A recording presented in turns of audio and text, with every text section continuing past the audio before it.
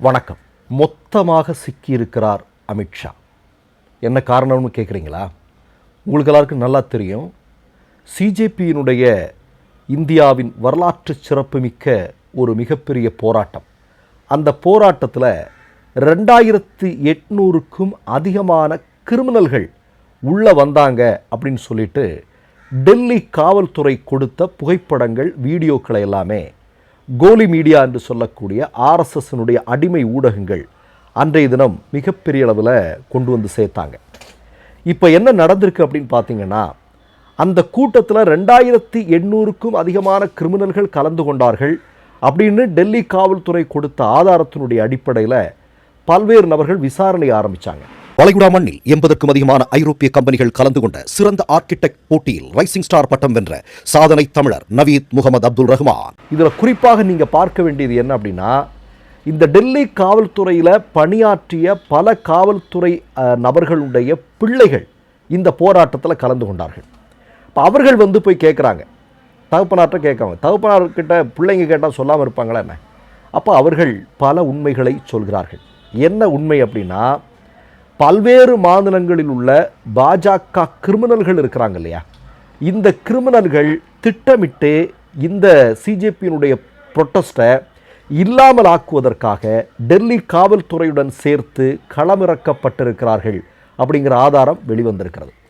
இப்போ நீங்கள் பார்த்தீங்கன்னா சிஜேபியே இதை வெளியிட்டிருக்கிறாங்க. யார் யார் மேலே எவ்வளோ வழக்குகள் இருக்கிறது, எவெல்லாம் கிரிமினல், இவெல்லாம் எப்படி உள்ளே வந்தான் அப்படிங்கிறத துல்லியமாக ஆதாரத்தோடு இன்றைக்கு அம்பலப்படுத்தி இருக்கக்கூடிய காட்சியை நம்ம பார்க்குறோம். இந்த ப்ரொட்டஸ்ட் ஆரம்பித்த அன்னைக்கு உங்களுக்கு எல்லாருக்கும் தெரியும், இது அந்நிய சக்தி பண்ணுறான், சைனாக்காரன் பண்ணுறான், பாகிஸ்தானக்காரன் பண்ணுறான், வழக்கமாக ஆர்எஸ்எஸ்காரன் 100 வருஷமாக இது தானே சொல்லிட்டு இருக்கிறான். அப்படி ஒரு விஷயத்தை இதிலையும் கொண்டு வந்து சேர்ப்பதற்கு முயற்சி செய்தார்கள். ஆனால் அது உடைத்து நொறுக்கப்பட்டிருக்கிறது. இதில் ஒரு பண்டிட்டுன்னு ஒருத்தன், நீங்களாம் அந்த வீடியோ பார்த்துருப்பீங்கன்னு நினைக்கிறேன். அவன் இந்த டெல்லியில் இந்த போராட்டம் நடைபெற்று கொண்டிருக்கும்போது ஒவ்வொருத்தரையாக பிடிச்சி ஏன்டா நீ இந்த போராட்டத்தில் வர்ற அப்படின்னு அவங்ககிட்ட சண்டைக்கு போகிறான். நீ எல்லாம் இந்து இல்லையடா, நீ எதுக்குடா இந்த போராட்டத்தில் கலந்துக்கிற அப்படின்னு அவன் கேட்குற அந்த வீடியோலாம் இன்றைக்கு சமூக ஊடகங்களில் வைரலாகி போய் கொண்டிருப்பதை நீங்கள் பார்க்க முடியும். ஆனால் அவன் யாருன்னு பார்த்தா காசியாபாதை சார்ந்தவன். அவன் மேலே ஏராளமான கிரிமினல் வழக்குகள் இருக்கிறது, பாலியல் வன்கொடுமை வழக்குகள் இருக்கிறது. அந்த அளவுக்கு கொடூரமானவன். அவன்தான் இந்த ஒரு கூட்டத்தில் போயிட்டு அங்கே போராட்டத்தில் ஈடுபட வந்த மாணவர்களை பிடிச்சிக்கிட்டு நீ எதுக்குடா இந்த போராட்டத்தில் கலந்துக்கிற, நீ இந்து இல்லையா அப்படின்னு கேட்டது. அதுவும் இன்றைக்கு கிழி என்று கிழிக்கப்பட்டிருக்கிறது. ஒட்டுமொத்தமாக ஆர்எஸ்எஸ்னுடைய திட்டங்கள் முழுமையாக கிழித்தெறியப்பட்டிருக்கிறது அப்படிங்கிறதா ரொம்ப முக்கியமான செய்தி.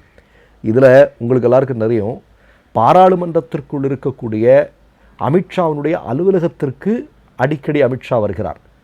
ஆனால் பாராளுமன்றத்திற்குள் வர பயப்படுகிறார். பொதுவாக நமக்கு தெரியும், அமித்ஷா சரியாக ஆஜராகக்கூடியவர் தான்.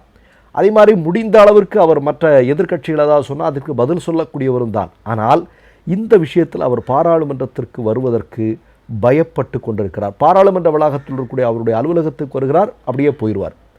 நீங்கள் உங்களுக்கு தெரியும், ப்ரொட்டஸ்ட் நடந்துட்டு இருக்க அன்னைக்கு நடந்தது, எல்லாருக்குமே அதிர்ச்சியாக இருந்தது. என்ன அப்படின்னா, ஒரு 30 கார்கள் புடைசூழ அமித்ஷா வரார். வந்ததுமே கோலி மீடியாக்கள் உடனடியாக போய் அமித்ஷாட்ட கேட்குறாங்க. என்ன கேட்குறாங்க? இது என்ன நீங்கள் போட்டிருக்கிற இந்த வேட்டி அசாமில் உள்ளதா, அசாமில் தயாரிக்கப்பட்டதா? இல்லையே அப்படின்னு அமித்ஷா சொல்கிறார். பாருங்களேன், ரொம்ப முக்கியமான கேள்வியை கேட்குறாங்க பாருங்கள்.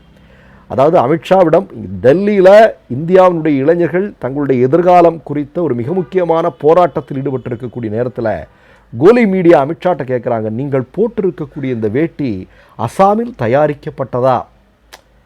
அப்போது நான் என்ன கேட்குறேன் அப்படின்னா, எந்த அளவிற்கு தரம் தாழ்ந்து நடந்து கொள்கிறார்கள் இந்த ஊடகங்கள் அப்படிங்கிறதுக்கு ஒரு உதாரணம். இப்போ வர்றாரு அமித்ஷா வர்றார், ஆனால் என்ன, பார்லிமெண்ட்டுக்குள்ளே வரமாட்டேங்கிறார். காரணம் என்ன? உங்களுக்கு எல்லாருக்கும் நல்லா தெரியும், ஆதாரங்கள் கைகளில் இருக்கிறது. புகைப்படங்களாக, வீடியோக்களாக டெல்லியில் அமைதி வழியில் போராடி கொண்டிருந்த மாணவர்கள் மத்தியில் ஆர்எஸ்எஸ் பாஜக கிரிமினல்களை கொண்டு வந்து சேர்த்து அதை முடக்குவதற்கு முயற்சி செய்தார்கள். அதை ஒரு வன்முறை களமாக மாற்ற முயற்சி செய்தார்கள். அந்த 2800 பேரும் நீங்கள் பார்த்தீங்கன்னா பல்வேறு மாநிலங்களில் ஆர்எஸ்எஸ் பாஜக கட்சியை சார்ந்த மிகப்பெரிய கிரிமினல்கள் அப்படிங்கிறது இன்றைக்கு நிரூபணமாக இருக்கிறது. ஒன்றும் இல்லைங்க, இன்றைக்கு பாஜக என்று சொல்லக்கூடிய கட்சியில் இருக்கக்கூடிய பாராளுமன்ற உறுப்பினர்கள் 100க்கும் அதிகமான பேர் கிரிமினல் குற்றவாளிகள். மறக்க முடியுமா யாராவது? நீங்கள் மறக்கவே முடியாது. பாஜக ஆட்சி பொறுப்பிற்கு வந்ததற்கு பிறகு நீங்கள் ஏற்கனவே அந்த கட்சியில் ஏராளமான கிரிமினல்கள் இருக்கிறார்கள். இப்போ பல்வேறு மாநிலங்களில் மாற்றுக் கட்சியை சார்ந்தவர்கள் அவர்களும் கிரிமினல்களாக இருந்தார்கள். ஊழல் பேர் வழிகளாக இருந்தால் உடனடியாக அழைத்து அவர்களை சுத்தமானவர்களாக மாற்றி பாஜக பாதுகாப்பு கொடுத்து கொண்டிருக்கக்கூடிய காட்சியெல்லாம் நம்ம பார்க்குறோம். அப்போ நீங்கள் என்ன அப்படின்னா, இன்றைக்கு டெல்லியில் நடந்திருக்கக்கூடிய இந்த போராட்டம், அதுலேயும் குறிப்பாக நீங்கள் பார்த்தீங்கன்னா அங்கே போராடி இளைஞர்கள் மீது பெல்லட் குண்டுகள் பயன்படுத்தி இருப்பது அப்படிங்கிறது இன்றைக்கு உலகளாவிய ஒரு பிரச்சனையாக வெடித்து கிளம்பி இருக்கிறது. அப்போ இதுக்கெல்லாம் பதில் சொல்லணும். பார்லிமெண்ட்டில் வந்தால் ஆதாரங்களோடு எதிர்க்கட்சிகள் இருக்கிறார்கள், என்ன பதில் சொல்ல முடியும்?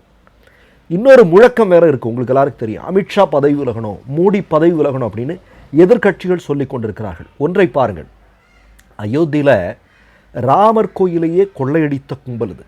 யாராவது மறக்க முடியுமா? அப்படிப்பட்ட கும்பல். ஆனால் என்ன அப்படின்னா, இன்றைக்கு பாராளுமன்றத்திற்குள்ளே வந்துட்டோம் அப்படின்னா பதில் சொல்ல வேண்டியதை நாட்டு மக்கள் பார்ப்பார்கள். என்ன பதில் சொல்ல முடியும்? எல்லாமே மொத்தமாக சிக்கிட்டாங்களே, எல்லாத்திற்கும் காரணம் சங்க பரிவார கும்பல் அப்படிங்கிறது இன்றைக்கு எல்லாருக்குமே தெரிஞ்சு போயிடுச்சு இல்லையா?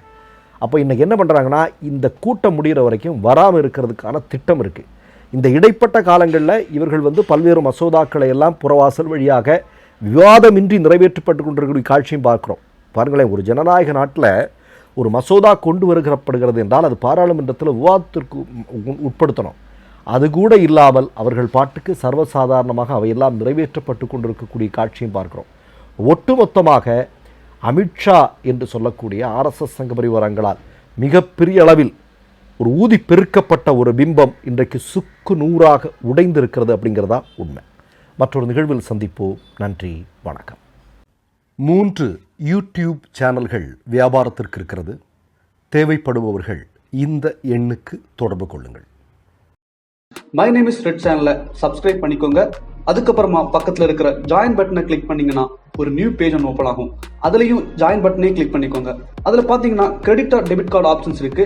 இதில் உங்களுக்கு விசா, மாஸ்டர் கார்டு, ரிப்பே அப்படின்னு 3 ஆப்ஷன்ஸ் கொடுத்துருக்காங்க. அதில் நீங்கள் எந்த கார்டு சூஸ் பண்ணுறீங்களோ அந்த கார்டோட நம்பர் என்டர் பண்ணிக்கோங்க. அப்புறமா கார்டோட வேலிடிட்டி மந்த் அண்ட் இயரை டைப் பண்ணிக்கோங்க.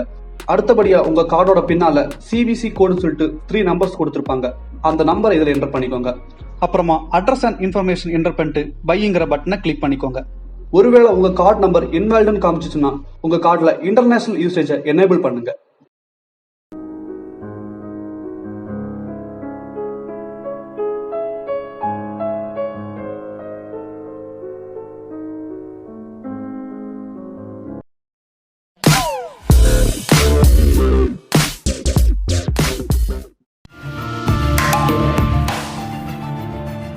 கேள்விகளை நீ கேட்கிறாயா அல்லது நான் கேட்கிறேன்?